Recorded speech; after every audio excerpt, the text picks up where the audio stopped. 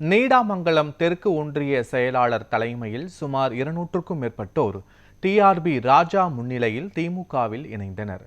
அம்மா மக்கள் முன்னேற்ற கழகம் திடீரென அதிமுக கூட்டணியில் இடம் பெற்றதால் அமமுக நிர்வாகிகள் அதிருப்தியில் இருப்பதாக கூறப்படுகிறது.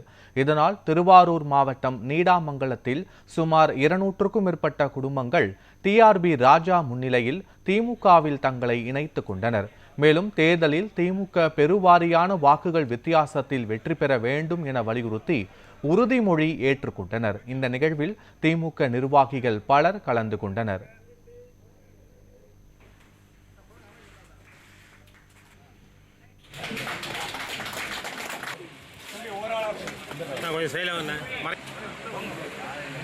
கொஞ்சம்